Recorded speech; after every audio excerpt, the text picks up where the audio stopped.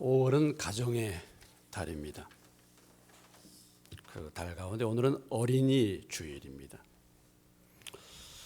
나라에서 가정의 달로 이렇게 5월을 정한 이유는 가정이 중요하기 때문에 가정의 강화를 위해서 국가적인 결의가 담겨서 이 5월을 가정의 달로 정했습니다. 좋은 가정보다 확실한 안보와 국방력은 없습니다. 한 국가가 그 국가의 가정만큼 강하기도 하고 약하기도 합니다. 가정이 강하면 강한 국가가 되는 것이고 가정이 약하면 약한 국가가 되는 것입니다. 행복한 가정들이 많은 국가는 강력한 국가입니다. 그러나 가정이 무너지면은 나라도 무너지죠. 좋은 나라가 되기 위해서는 정부가 의도적으로 행복한 가정 생활을 도모하는 그런 정책과 사회 분위기를 꾸준히 조성해야 할 필요가 있습니다. 국회는 좋은 가정을 세우는 법을 제정하고 가정을 약화시키거나 파괴하는 법을 만들면 국가는 망하게 됩니다. 교회는 더 말할 필요가 없죠. 교회는 가족 공동체인 줄로 믿습니다. 좋은 교회는 좋은 가정을 만들어내는 교회입니다. 좋은 가정들이 모인 교회가 좋은 교회입니다. 우리가 신앙생활을 성실하게 잘 하다 보면은 보다 나은 가정이 되는 것입니다. 가정은 교회를 짓는 벽돌이라고도 할 수 있습니다. 벽돌이 튼튼해야 교회라는 건물이 튼튼해질 수가 있는 것이죠. 교회 직분자의 필수적인 자격 조건도 역시 좋은 가정 생활을 하는 사람을 교회의 직분자로 세울 것을 성경은 말하고 있습니다. 가정을 잘 다스리지 못하면 교회를 섬기지도 잘 다스리지도 못합니다. 우리의 믿음의 증거는 좋은 가정에 있습니다. 나의 가정이 어떤가? 그것이 나의 믿음의 열매를 측정하는 기준이라고 볼 수 있습니다.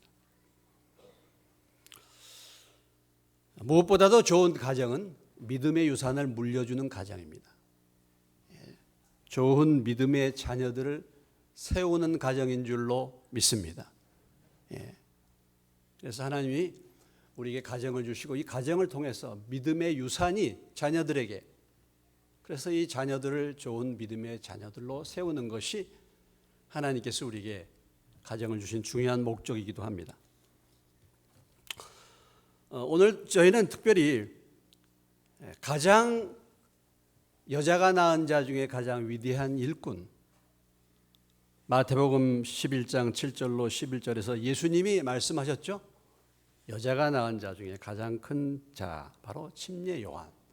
이 요한의 출생 배경을 오늘 살펴보면서 어떻게 이렇게 위대한 하나님의 일꾼이 이 가정에서 세워졌는가? 믿음의 자녀를 세우기 위해서 부모가 해야 될 일이 무엇인가를 오늘 이 본문의 말씀을 통해서 교훈받기를 원합니다. 오늘 이 말씀을 통해서 우리의 가정을 다시 한번 돌아보고 우리의 신앙을 다시 한번 돌아보고 그래서 우리의 모든 자녀들이 믿음의 자녀들로 세워지는 은혜가 임하시기를 주의 이름으로 축원합니다. 오늘 본문은 침례 요한의 출생 배경을 얘기하고 있는데요. 먼저 오늘 이 말씀을 통해서 우리에게 교훈해 주신 것은 믿음의 가문을 세우라는 것입니다. 따라서 해봅시다. 믿음의 가문을 세우자. 믿음의 가정을 세워라. 이런 말씀입니다. 본문 5절로 7절까지의 말씀에 그 배경을 보여주고 있는데요. 5절로 7절의 말씀입니다. 유대왕 헤롯 때에 아비야 반열에 제사장 한 사람이 있었으니 이름은 사가랴요 그의 아내는 아론의 자손이니 이름은 엘리사벳이라. 이 두 사람이 하나님 앞에 의인이니 주의 모든 계명과 규례대로 흠이 없이 행하더라. 엘리사벳이 잉태를 못함으로 그들에게 자식이 없고 두 사람의 나이가 많더라 그랬습니다. 요한이라는 위대한 일꾼, 그 부모를 지금 얘기해 주고 있죠. 그 부모는 아버지는 사가랴고 어머니는 엘리사벳이라는 사람입니다. 그런데 그들 모두가 부부가 다 제사장 가문이다라는 것이죠. 유대왕 헤롯 때에 아비야 반열에 제사장한 사람이 있었다 그랬습니다. 아비야 반열, 이건 제사장의 반열입니다. 여기 반열이라고 말하는 것은 반, 여러분 뭐 1반, 2반, 3반 같이 그런 반이라고 볼 수 있어요. 우리가 역대상 24장에 보면 이 아비야가 등장하고 있는데 바로 그 아비야 반열에 속한 제사장, 그 후손으로서 그곳에 속한 제사장 바로 사가랴다. 그리고 그 아내, 그러니까 요한의 어머니는 또 역시 아론의 자손입니다. 여러분 아론의 자손도 역시 제사장 가문이죠. 제사장 가문은 아론의 자손들만 될 수가 있습니다. 그러니까 한마디로 말해서 양가가 모두 제사장 가문인 것입니다. 양가가 모두 경건하게 하나님을 섬기는 그런 제사장 가문. 지금 이 사가랴 시대까지 생각해 보면 약 16대 이상 걸쳐서 제사장 일을 했던 그런 가문입니다.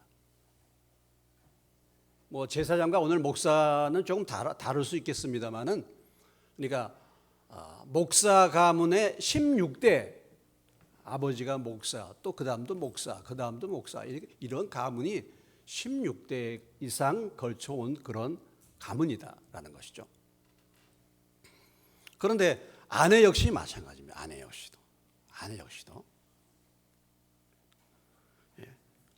이런 가문 출신이었다. 우리가 볼 때요, 가문 조상들 무시할 수 없죠. 그 집안의 가계를 무시할 수 없습니다. 그 집안의 족보를 무시할 수 없습니다. 그 가문과 그 조상들의 신앙을 무시할 수가 없습니다. 그분들의 하나님을 섬기는 것을 무시할 수가 없는 것이죠.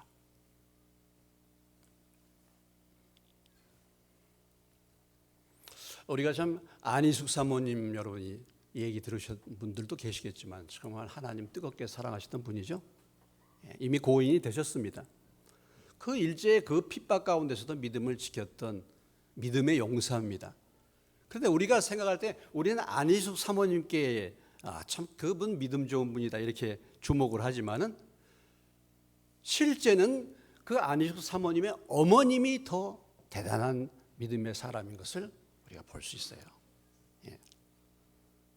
죽으면 죽으리라 그 책자를 보시면 그 어머님의 신앙이 안희숙 사모님보다 훨씬 더 뛰어난 믿음을 가지고 계셨다. 그래서 그 어머니의 믿음, 그 믿음이 안희숙 사모님에게 흘러왔다, 이것을 볼 수 있습니다. 우리가 다 존경하는 사랑의 원자탄 손양원 목사님이 계십니다. 그분은 참 순교하신 분이시죠. 아들을 죽인 공산당을 자기 아들로 삼았던, 원수를 사랑하라는 그 말씀의 계명에 순종했던 분이십니다. 대단한 분이십니다. 그런데 그분의 할아버님이 유명하신 분, 무명하신 분이지만 그분의 할아버님의 신앙이 오늘 그 손자인 손양원 목사님의 신앙 가운데 흘렀던 것이죠. 우리가 참 가문 무시할 수 없어요. 가문에 흐르는 그 믿음, 가문에 흐르는 죄, 가문에 흐르는 저주 무시할 수 없습니다. 오늘 어쩌면 우리가 이 자리에 이렇게 살고 있는데, 사실은 나의 신앙과 나의 삶은 사실 우리 많은 조상들의 그 흐름 속에 사실 있는 것입니다.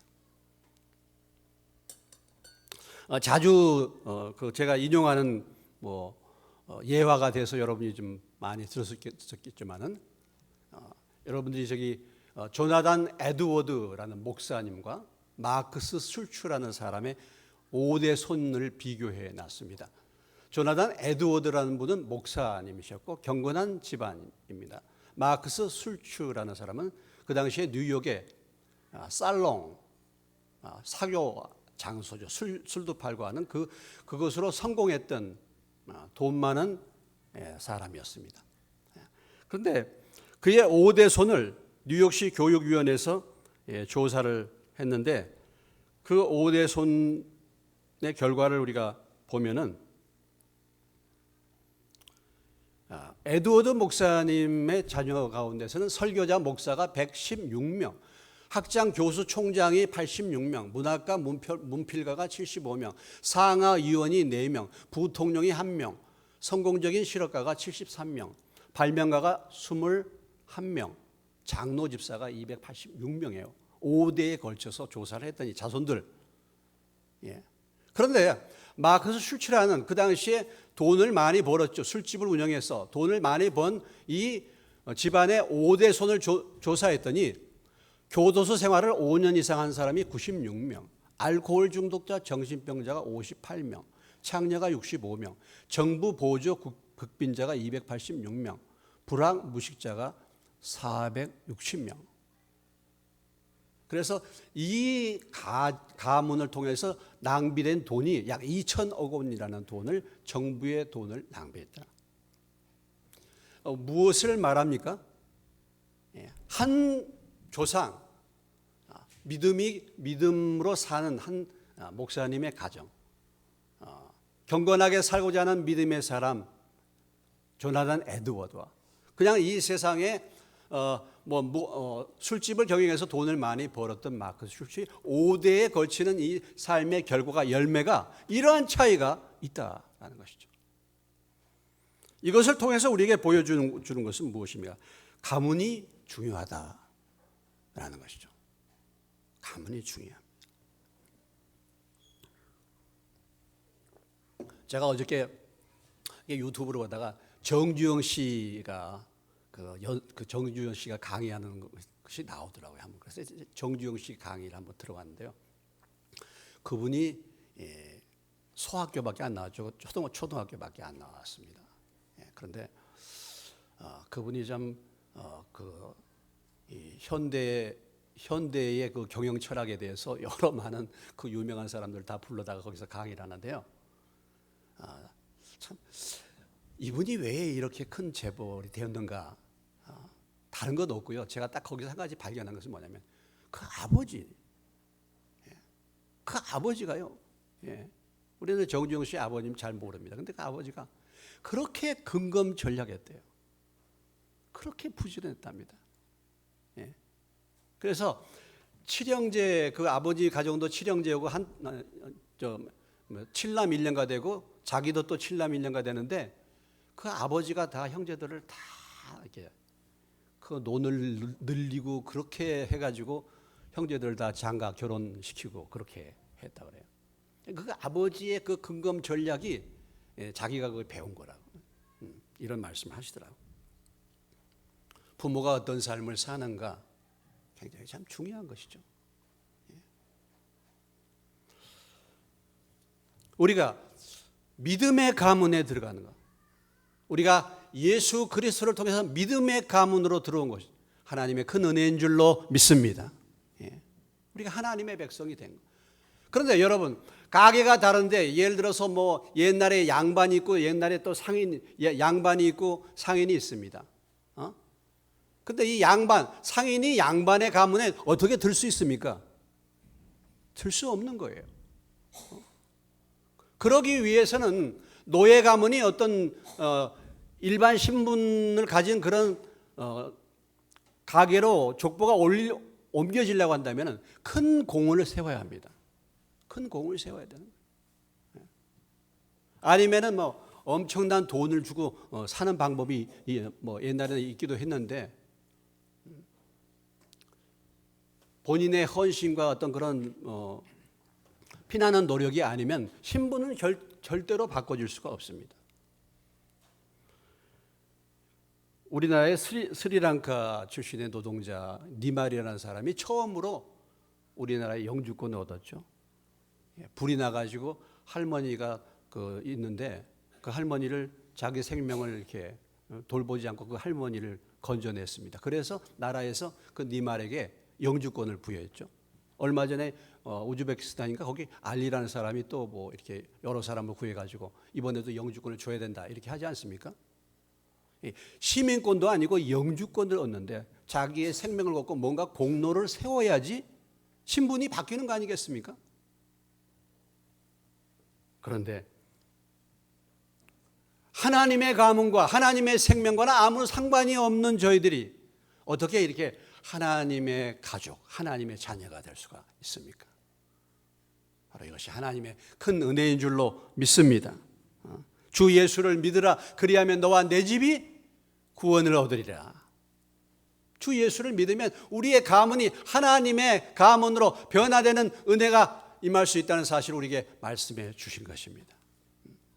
그러니까 내 자신이 정말 예수님을 믿어서 하나님의 자녀가 되고 하나님의 권속이 된 것이 이것이 얼마나 놀라운 큰 은혜인가라는 거죠.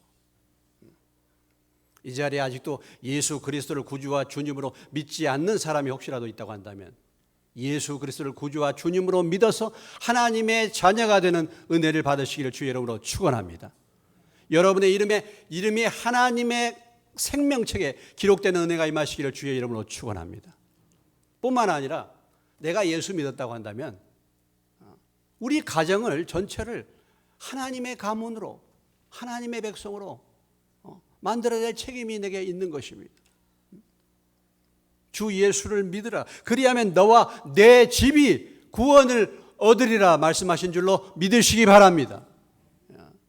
나의 사명이 내가 예수 믿어서 우리 집안을 우리의 가정을 하나님의 집안으로 예수의 집안으로 변화시키는 것. 이것이 또한 나의 사명이죠. 그래서 믿음의 가문을 세우라는 것입니다. 오늘 이 사가랴와 엘리사벳 제사장의 가문, 예수 믿는 가정 된 것입니다.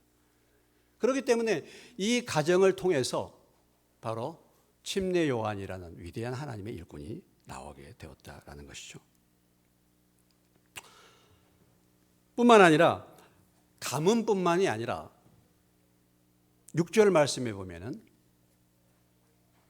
이 두 사람이 하나님 앞에 의인이니 주의 모든 계명과 규례대로 흠이 없게 행했다고 말씀하고 있습니다. 가문뿐만 아니라 실제로 의인의 삶을 살았다라는 것이죠.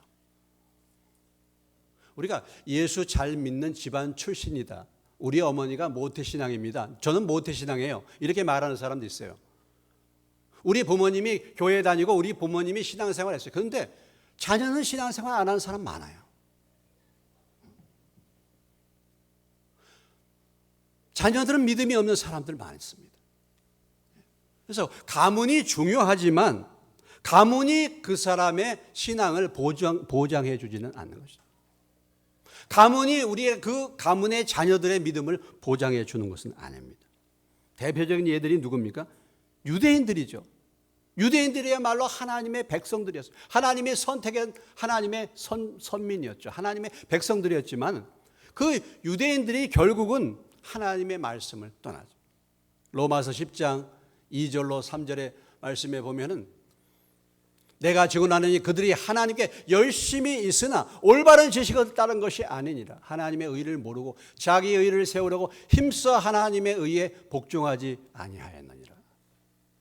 하나님의 자녀로 부르심을 입었지만은 그들이 하나님의 말씀, 하나님의 뜻을 알지 못하고 오히려 하나님을 대적하는 데 앞장을 섰다라는 것이죠. 그래서 가문이 그 사람의 신앙, 가문이 그 가문의 자녀들의 믿음을 보장해 주지는 않는다라는 것입니다. 가문이 중요하긴 중요하죠. 하지만 그런데 오늘 사가랴와 침례 요한의 아버지 사가랴와 그 어머니 엘리사벳은 두 사람이 다 하나님 앞에 의인이니 주의 모든 계명과 규례대로 흠이 없이 행하더라 이렇게 말하고 있어요. 한 사람도 아니에요. 우리가 아버지가 신앙 좋은 사람들이 있습니다. 그런데 자식은 엉망인 사람이 있어요. 우리가 이스라엘의 왕들을 보면요, 그런 일들이 있죠. 아버지 사무엘은 믿음 좋았는데 그 자녀들은 믿음이 없었어요. 히스기야가 믿음 좋았는데 그 아들 므낫세는 정말 엉망이었습니다. 아버지 요시야는 믿음이 좋았는데 그 아들들은 믿음이 없었어요. 왜 그런가? 가만히 살펴보면 그 어머니가 문제이지 않았는가 이렇게 볼 수 있습니다. 아버지는 믿음이 좋은데 어머니가 자녀들을 믿음으로 제대로 키우지 못했기 때문에 자녀들이 그런 상태가 아닌가. 근데 대체적으로 보면 어머니가 믿음 좋은 사람들은 그래도 믿음이 이어갔어요. 예. 대표적인 사람이 누굽니까? 디모데였죠. 디모데. 예. 그 디모데는 외할머니 로이스와 그 어머니 유니게, 그 여자들의 거짓이 없는 믿음, 그 믿음을 통해서 디모데에게 거짓이 없는 믿음이 그 유산으로 물려진 것을 우리에게 보여주고 있습니다. 이는 내 속에 거짓이 없는 믿음이 있음을 생각함이니라. 이 믿음은 먼저 내 외조모 로이스와 내 어머니 유니게 속에 있더니 내 속에도 있는 줄을 확신하노라. 아무래도 우리가 자녀를 교육할 때 어머니의 영향력이 더 크죠. 아버지의 영향력보다. 어머니의 믿음이 참 이렇게 흘러갔지만은 믿음이 있었던 아버지에게 있어서는 문제가 되는 경우들을 우리가 종종 볼 수 있는데, 그것은 어머니의 믿음이 문제가 있는 거 아닌가, 이렇게 우리가 추측은 해볼 수 있는 것이죠. 그러나 오늘 이 침례 요한의 부모인 사가랴와 엘리사벳은 두 사람이 다 하나님 앞에 의인이었다라는 것이죠. 두 사람이 흠잡을 데 없이 하나님의 말씀대로 순종하며 살았다라는 것입니다.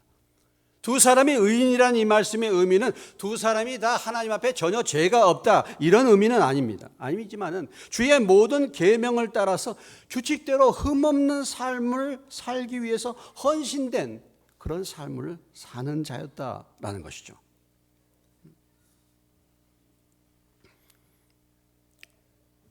그래서 이 침례 요한이라는 위대한 하나님의 일꾼이 이루어지기 위해서, 태어나기 위해서, 그러한 사람이 배출되기 위해서는 이 부모가 바로 경건한 가문 출신, 또 뿐만 아니라 경건한 삶을 사는 부모였다라는 사실을 우리에게 말씀해 주고 있습니다.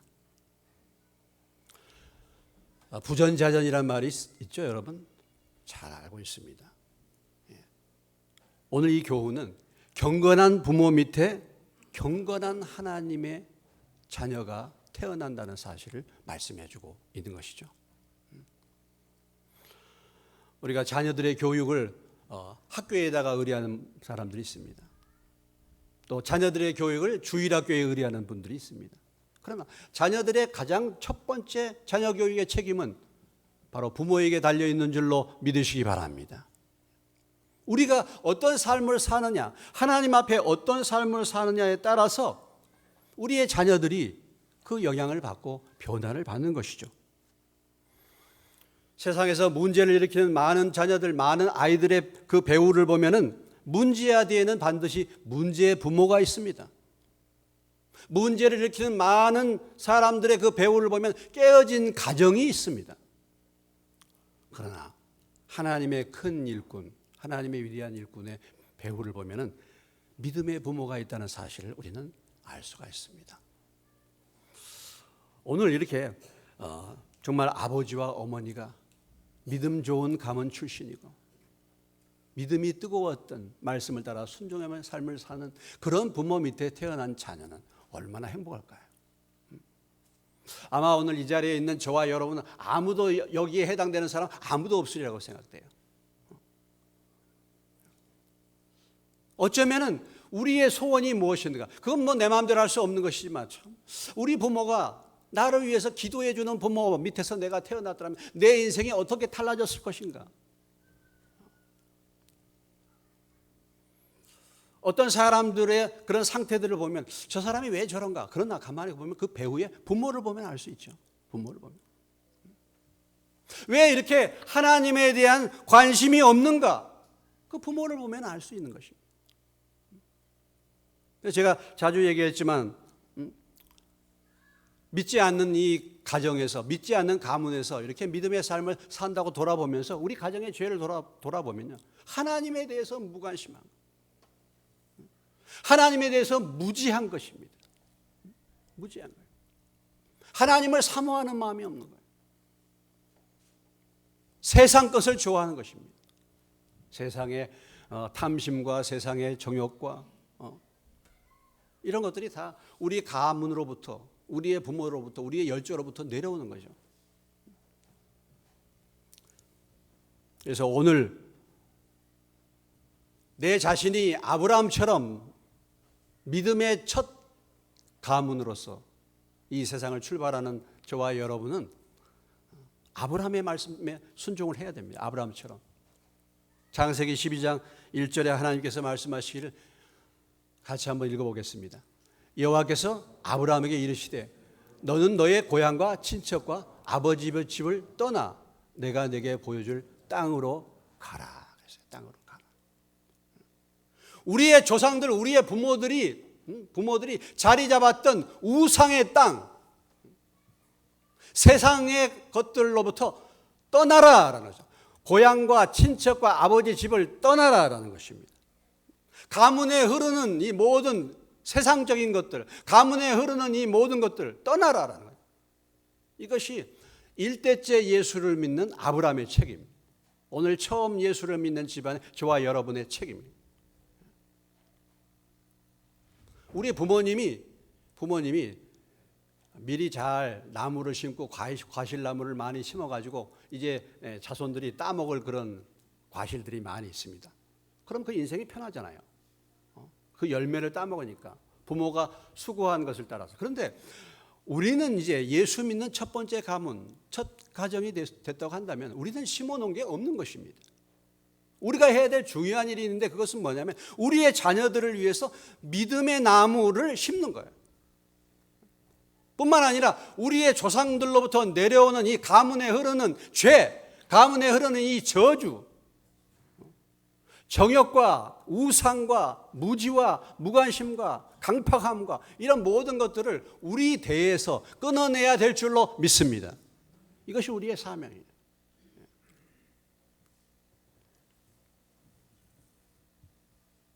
영적인 일에 너무 사모하며 하나님의 은혜를 사모하는 마음이 없는 것입니다.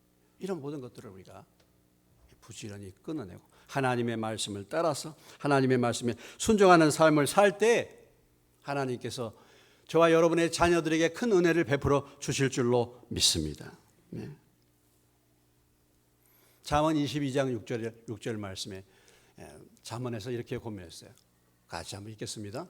마땅히 행할 길을 아이에게 가르치라. 그리하면 늙어도 그것을 떠나지 아니하리라. 마땅히 행할 길을 아이들에게 가르쳐라 그랬잖아요. 그러면 늙어도 그것을 떠나지 않는다. 근데 마땅히 행할 길을 우리가 어렸을 때부터 배워왔습니까? 이 가운데 어렸을 때부터 마땅히 행할 길을 배우신 분들이 물론 있겠지만은 하나님의 말씀을 따라서 마땅히 행할 길을 여러분 그렇게 가르침을 받아 오셨습니까? 많은 경우에 그렇지 않단 말이죠. 그러면 마땅히 행할 길을 배우지 못한 것, 그런 것들이 내게 아직도 많이 남아있는 것입니다. 하나님의 말씀을 따라서 행해야 될 것, 하나님의 말씀을 따라서 생각하고 순종해야 될 것들이 배우지 못한 것들이 내 마음 가운데 가득 차 있는 것이죠. 이것이 늙어도 나를 떠나지 않는 것입니다. 어렸을 때부터 하나님의 말씀을 배웠으면 그것이 늙어도 나를 떠나지 않겠지만 그것을 배우지 못하고 세상의 사고방식, 세상의 것들을 배우고 그것이 익숙한 상태에 우리의 마음 가운데 자리를 잡고 있다고 한다면 그것이 떠나지 않는 거예요. 그러니까 오늘 저와 여러분의 문제는 무엇입니까? 바로 우리가 배워왔던 이 세상 것들로부터 하나님의 말씀을 붙들고 철저하게 싸우는 것이죠. 이것이 떠나도록, 이것이 사라지도록. 그래서 하나님의 말씀을 붙들고 성령을 의지하고 그래서 이 모든 것들을 다 벗어버리고 하나님의 말씀에 온전히 순종하는 믿음의 사람들이 될 때 하나님께서 우리의 가정에 은혜를 주시고 우리의 자녀들에게 은혜를 베풀어 주실 줄로 믿습니다. 우리의 가문은 어떻습니까? 나의 가문은 어떻습니까? 나의 삶은 어떻습니까? 나의 가정은 어떻습니까? 나의 자녀들은 어떻습니까? 다시 한번 우리 자신의 삶을 돌아보고 믿음의 경건한 가정, 믿음의 경건한 가문에 들어왔으니까 그 주님의 말씀에 순종하여 믿음의 경건한 가정을 이루시는 저와 여러분 되시기를 주의 이름으로 축원합니다. 두 번째는 자녀들을 위해서 기도하라는 것입니다. 따라서 합시다. 자녀들을 위해서 기도하자. 예, 믿음의 가정을 세우는 일과 자녀들을 위해서 이제 기도하는 일이 중요한 것입니다. 오늘 말씀에 보면은 이들이 그렇게 하나님을 섬겼는데 문제가 있습니다. 7절에 엘리사벳이 잉태를 못함으로 그들에게 자식이 없고 두 사람의 나이가 많았다 그랬습니다. 하나님을 이렇게 잘 섬기는데 대대로 하나님을 섬겨왔는데 뿐만 아니라 말씀에 순종하는 삶을 살았는데 자녀가 없다. 어떻게 이런 일이 있을 수가 있습니까? 자녀가 없는 것은 그 당시에 많은 사람들에게 있어서 하나님의 저주를 받는 거예요. 하나님 앞에 수치를 받는 것입니다. 누가복음 1장 25절에 엘리사벳이 이렇게 고백하는 말씀이 나오고 있습니다. 주께서 나를 돌아보신 날에 사람들 앞에서 내 부끄러움을 없게 하시려고. 이건 참 부끄러운 일이었죠. 자녀가 없는 거. 이건 수치스러운 일입니다. 그런데 하나님을 잘 섬기는데도 왜 이런 일이 일어났습니까? 우리가 우리의 삶에 어떤 문제들이 일어날 때 그것이 꼭 나의 죄만은 아니라는 사실을 우리에게 또한 이 말씀은 보여주고 있는 것입니다.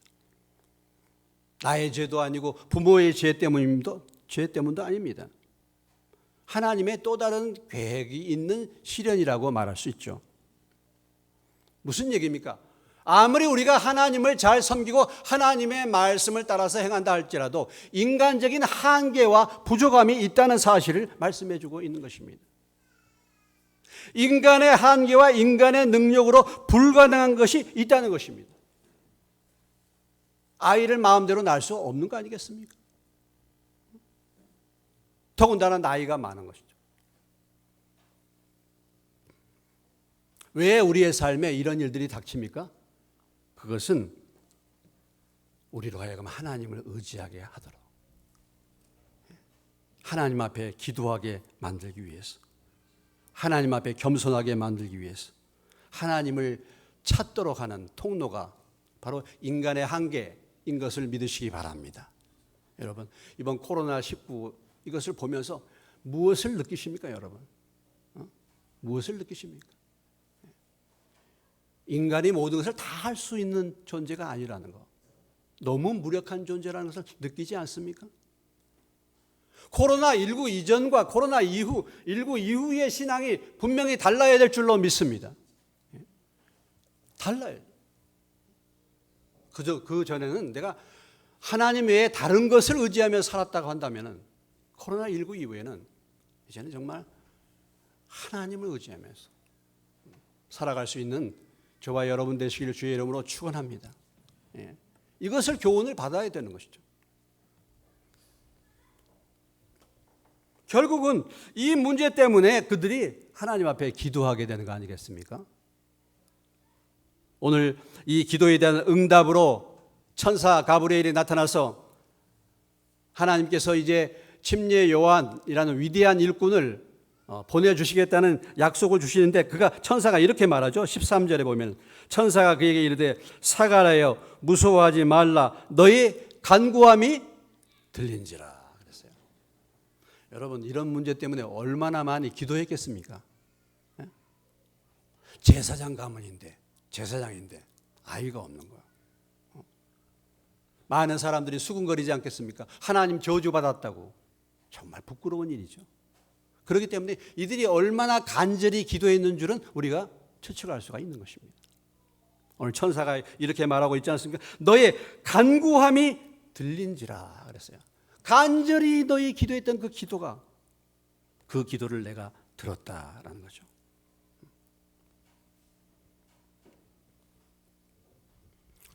우리의 자녀들 우리가 어떻게 양육할 수 있습니까? 우리 힘으로 가능합니까? 불가능하죠. 우리 힘으로 불가능하기 때문에 자녀들을 위해서 기도해야 될 줄로 믿습니다. 성령을 의지해야 될 줄로 믿습니다.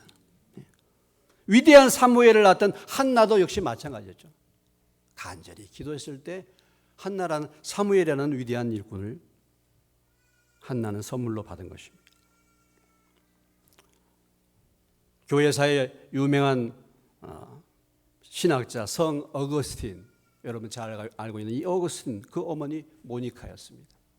어거스틴은 17살 때 사생아를 낳았어요. 여자하고 동거를 해가지고. 이런 망난이었습니다. 이 어거스틴을 위해서 어머니 모니카가 10년 동안을 눈물을 뿌려서 기도했죠. 그래서 이 어거스틴이 회개하고 성 어거스틴이 된 것입니다. 10년 동안 눈물 뿌리면서 기도했던 그 눈물방울이 떨어져서 마을 위에 구멍을 냈다, 그런 얘기가 있어요. 사실인지는 모르지만. 그래서 거기서 나오는 유명한 얘기가 있습니다.